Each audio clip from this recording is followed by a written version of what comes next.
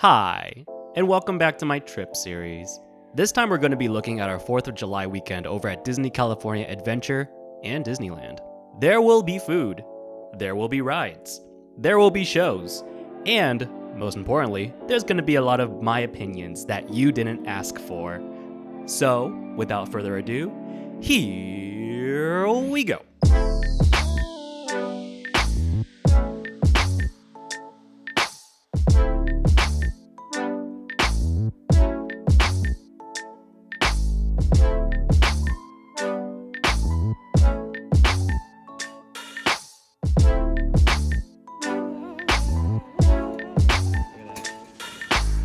Wait, can I see your backpack? Show off your backpack, girl. Look at you. Today we have an all couture, Daisy-inspired pants, and nice, a Minnie Mouse backpack, Kate Spade. Oh, work it, girl. Oh, how do you feel? Fabuloso. We arrived pretty early to the park to make sure that we were in the crowds during the rope drop. I actually woke up way earlier so that I can snag some reservations on the app so that we were able to ride the new Spider-Man ride. More on that later. You know, being this early to the park just made me realize that I had never been to a rope drop event. I've always arrived at the park sometime later, like an hour later than opening. I never really got to see how crowded it gets at first, and oh boy, does it get pretty hectic. It's crazy to see just this big of a crowd, even though there was limited capacity and parks reservations required to get in. Look at that, divulging. And then here it's like, nobody. Let's go. Let's go. Yeah. There's too many people that way. I know. Yo. Pixar Pier. Population like empty. Here's a big pro tip for the next time you go to a theme park, either Disneyland or whatever. Always head to the back of the park and hit up those rides first. Trust me, you're gonna thank me later. There's nothing worse than standing an hour and a half for your dream ride that's probably just gonna take a couple of minutes. So instead of waiting in line for that long, you might as well just ride a couple of rides during that time. That way you can be productive with your wait time and ride that dream ride later in the day. It was hard passing Radiator Springs, but by the look of that crowd, man, it seems like we made the right choice. Look at this desolate landscape. We were able to squeeze 3 rides under an hour just by hitting Pixar Pier first. Those rides being Toy Story Mania, Incredicoaster, and the swinging Ferris wheel. And, you know, why not? Let's do a little tier list thing while we're here. Toy Story Mania is easily one of my favorite rides in the entire park. It's a 4D shooting gallery ride where you're spinning around, you're shooting little things on the screen, and racking up points to get the highest score. How you feeling? I'm a beaver. You're a beaver. I always have a standing bet with AJ's family for whoever gets the highest score, and I have honestly racked up so much petty cash that way. It's kind of funny. Let's give this an S, as in stealing other people's money. Next ride is Incredicoaster. I wouldn't ever classify myself as a quote-unquote roller coaster person, but Incredicoaster just seems to scratch that inner adrenaline junkie in my brain. I was never able to ride its former iteration, which was California Screamin', but it seems like they did a pretty good job revamping this ride. It has an awesome theme and it goes really fast. Not much more to be said about this. Its simplicity is perfection itself. This one is an S, as in screaming my head off. The swinging Ferris wheel, or also known for its official name as Pixar Pal Around, is an iconic and eye-grabbing attraction in the back of Pixar Pier, and honestly, there's really not much to say about it other than if you have a large group of friends, you should all really try the swinging variation because it's pretty funny listening to everyone scream while the car rolls back and forth. I'd rate it a B for being on a Ferris wheel. Here's a relatively short and underrated ride that I see at the park. Goofy's Sky School. If you ever been to Great America and been on the ride Psycho Mouse, it's basically the same thing. You're pretty high up and you're consistently being whipped side to side while suffering some nice short drops. A little mini roller coaster is a nice way to put it. This one is a B as in Boeing. I don't know, I guess I'm trying to go for an aerospace thing. We of course had to stop by the Cozy Cone Motel real quick just to grab, you guessed it, a churro. Here you go. Churro. My second churro of the day. It's only 10:30. 10:30. Next on the itinerary is Soarin' Around the World. Soarin', it's a little bit tricky to explain, but You sit on this pseudo hang glider as it lifts you up in front of an 80-foot dome screen, almost as if you're flying over certain landmarks virtual reality style, you know, without the clunky VR goggles. The video footage here definitely does not do it justice, and it really makes a lot more sense just to go experience it on your own. I'd give it an A for Around the World. Little Mermaid is a pretty good indoor dark ride with minimum wait time and a great cool down ride to take a break. You know, I'm very much reminded of when a couple of years back that the head of the Ursula animatronic actually fell off, so it looked like she was decapitated. And even though she lost her head, Ursula just kept on singing like it was no big deal. It's weird, every time I look at Ursula, I just can't ever shake that uncanny feeling. Maybe it's because I'm expecting her head to fall off again in real life so I can finally get some closure on the whole thing. But Disney has probably gotten the screws in her head locked down so that something like that would never scar children again. Whatever. Anyway, I'm giving this ride a B for bee-headed. It's time for a lightning round. Monsters Inc. ride, nice teeny dark ride that's a love letter to the movies it portrays, B for boo. Radiator Springs, one of the most popular rides at the park. On a pre-pandemic day, you'd be seeing 2-hour wait times, possibly longer. Great racetrack themed roller coaster, S for Skichow. Mater's Junkyard Jamboree, I call it the poor man's teacup ride. It whips you all around the ride and it's super fun when you're sliding and slamming into your riding partner like the junkyard bug they are. A for always be slammin'. Luigi's Rollickin' Roadsters, one of the very few trackless rides in both of the parks. Not too special or anything, but it's a good way to kill some time while you're waiting for Radiator Springs wait time to go down. C for C'è qualcuno che parla inglese. I can barely see it. Look at him go. My man. On some of our downtime, we went to grab these fellas at the Pixar Pier Carnival games. We also went to fuel up with some small snacks as well. I got this lemon sherbet ice cream with some cream on top, and AJ got this thick cookie. Life hack for life hackers. Just combine the two. Just combine it together. Wow. It's a great marriage of sour and sweet. Yeah. You won't regret it. I love life hacks. No, not the sherbet. It's time for an Avengers level threat.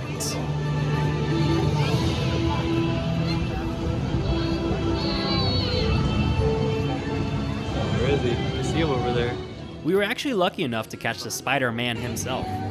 See you, Spidey! This gives me a good transition to go on to the newly open ride, Web Slingers. As a casual fan of Spider-Man growing up, I was pretty excited to fulfill my childhood dream of slinging webs with my own bare hands. If you're not aware, Web Slingers actually utilizes a detection system for your hands and arms so that you can accurately swing or shoot webs out the direction that they want to go. I think the fact that having a virtual queue and having it locked behind this exclusivity of a ride really hyped it up for me personally, which just made it all the more depressing and disappointing when I came out thinking of it. It was alright. It's basically just Toy Story Mania with a Spider-Man theme, and instead of using an accurate shooter to pull, you're using your arms, which could get really tiring over time. Not only that, but instead of 2 people in the cart, you actually have 4, and it's very chaotic when 4 people are kind of shooting everywhere. You don't really know who's shooting which robot on the screen. I'm giving this ride a C as in copycat. I was tempted to get these spider glasses until I saw it was $50 and noped right out of the store. As we're settling down at Disney California Adventure, I thought it'd be cool to check out some of the shows that Avengers Campus has to offer. We attended a Doctor Strange show where Strange in this scenario is currently fighting Dormammu and is trying to hide a relic from him or whatever. I didn't really pay attention to the show itself. There was a funny part where he hides the relic and then he says, "See you 5 minutes ago." He goes inside the door and then he comes out almost replicating the scene from 5 minutes ago. And Thor was there? Another show we catched was called Avengers Assemble, which saw Black Widow and Black Panther teaming up and beating some baddies in public. I find it a little bit humorous that Captain America actually did show up right before the show started. And then he just didn't participate in the show. This man was drawing the crowds too. So when a lot of people saw that the show had ended early and he never showed up, they were like, that's it? What the heck? We ended Avengers Campus off at Pim's Test Kitchen. I bought this huge pretzel that you know I didn't finish, and this not so little chicken sandwich that was pretty tasty. pretty tasty. All in all, Avengers has a lot of potential, and I could see it becoming a great section in the future if, you know, they have another ride or something like that. At the moment, I feel like, if you're a big Marvel fan, sure, go for it. That's pretty much day one, so on to day two.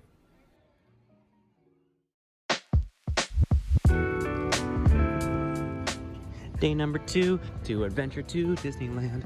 Since I've done a Disneyland video on this channel before, I'll skim over some of the rides that we've already gone on. Today was especially exciting because I was again able to grab early ride ticket reservations, this time for Rise of the Resistance. Again, more on that later.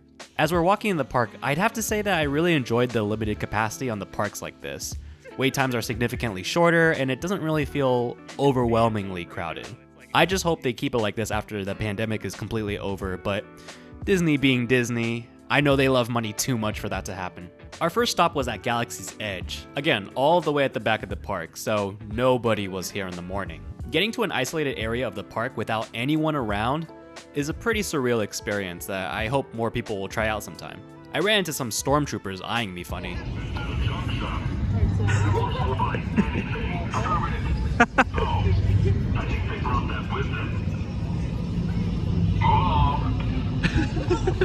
I'm gonna get in trouble. First ride of the day is Smuggler's Ride, and while I wasn't able to film the first time, we were able to ride this again later in the day, so I'm gonna give you footage of that instead. Being a pilot for Smuggler's Ride is cool and all, but it does tend to get pretty old after a while. On our second time riding this, we were engineers, and it was pretty nice just to be able to relax and just focus on pushing buttons every now and then instead of getting stressed out flying the plane everywhere. Get out of here and go make Hondo some money!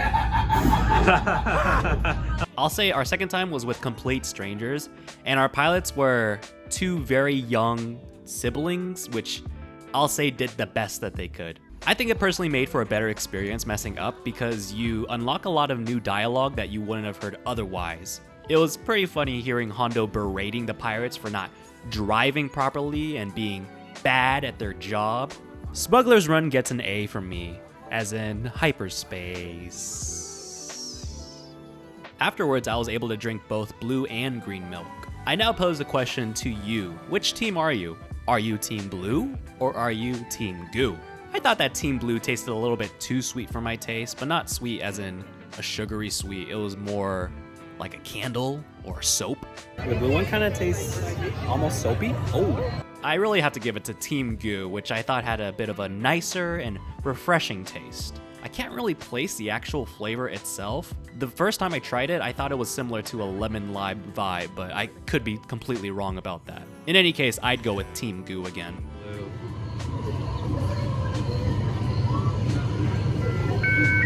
When I drink the green one, it tastes good, but then I want the blue one. And then when I drink the blue one, I want the green one. Yeah, that's exactly how it is. AJ had a nice girl-to-girl talk with Ray, so here's that. Have you tried it? Green milk? Green milk?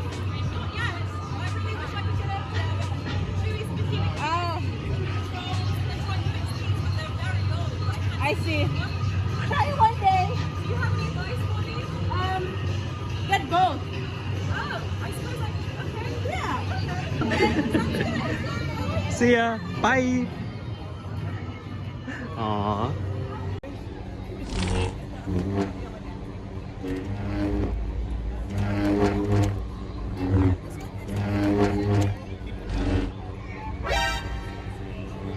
Now onto the pièce de résistance, which is Rise of the Resistance. Here's my opinion. If you can, go on this ride. And I think you need to go in as blind as you can too. I won't talk spoilers of the ride itself, but if you don't want to take a look at the footage that I took of the ride queue, which I'd say has minor spoilers, skip here. The ride itself employs a few multiple ride systems, and even then I'm not going to say so that you can figure it out for yourself. Everything from when you're in the beginning of the queue walkthrough to the very end of the ride is just an immersive heck of a time. I've heard comparisons that this ride is almost a love letter to every single Disneyland ride that's been made, and I wholeheartedly agree with that. If you can get your hands on a ticket, you should try it out. You will definitely not be disappointed. S tier, S for must go. Heading on down to New Orleans, we see that Haunted Mansion here is just a 5-minute wait. Yeah, I've never seen Haunted Mansion this short ever in my life. If you recall from my last Disneyland video, I said it took almost an hour and a half to go on the holiday version of this ride. Yikes. But anyway, it was really nice to go on the original Haunted Mansion ride again. I feel like we hadn't gone on it in what feels like forever ago. You guys know my opinion on this. A classic's a classic. Not much I can add to the conversation. A tier for a classic's a classic.